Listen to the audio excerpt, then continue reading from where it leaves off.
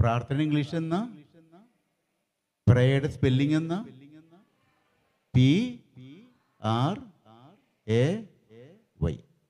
പ്രാർത്ഥിക്കുമ്പോൾ ഉണ്ടാകേണ്ട 4 കാര്യങ്ങൾ. ഞാൻ അന്ന് എന്താ പറയുക നിങ്ങൾ ഓർക്കുന്നുണ്ടെന്ന് എനിക്കറിയില്ല, ഞാൻ അത് തന്നെ മാറ്റി പറയുകയാണ്. പ്രാർത്ഥിക്കുമ്പോൾ ഓർക്കേണ്ട 4 കാര്യങ്ങൾ. ഒന്ന്, P. You have to be pure in your thoughts, words and deeds. മറക്കരുത്. ഉള്ളിൽ അശുദ്ധിയും അഴുക്കൊക്കെ ആയിട്ടൊന്ന് പ്രാർത്ഥിക്കരുത്. ഇപ്പൊ ദൈവാനുഗ്രഹം ഇതാ പറഞ്ഞില്ലേ അന്ന്, അഴുക്ക് കെട്ടിക്കിടന്ന വെള്ളത്ത് ചാലി കൂടെ വെള്ളം വരുമോ? കുട്ടി അവിടെ അഴുക്ക് മാറ്റാണ്ട് വെള്ളം കൂടെ ഒഴുകി തെങ്ങിന്റെ തടത്തിലേക്ക് വരത്തില്ല.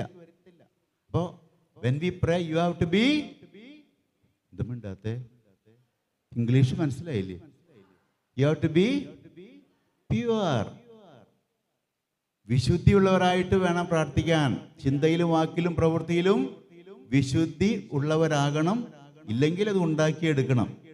നിങ്ങൾ ആരും എന്ത് തെറ്റ് ചെയ്താലും എന്ത് പോരായ്മ ഉണ്ടെങ്കിലും ആരും ദുഃഖിക്കേണ്ട, നിരാശപ്പെടേണ്ട. കാരണം പിതാവിന് ബൈബിളിൽ ഏറ്റവും ഇഷ്ടമുള്ള വചനം ഞാൻ പറയട്ടെ, അനുദപിക്കുന്നൊരു പാപിയെക്കുറിച്ച് 99 നീതിമാന്മാരെക്കാൾ അധികം സ്വർഗരാജ്യത്തിൽ സന്തോഷം ഉണ്ടാകുന്ന ഒരു തിരുവചനമാണ് എനിക്ക് ഈ ബൈബിളിൽ ഏറ്റവും ഇഷ്ടപ്പെട്ട വചനം, ഏറ്റവും ആശ്വാസം പകരുന്ന വചനം.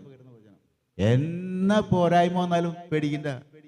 കാരണം നീതിമാന്മാരെക്കാളും ടോപ്പ് ഗ്രേഡിൽ ഞാൻ വരും, ഞാൻ അനുദപിച്ചാൽ. ഇല്ലേ? ഇല്ലേ?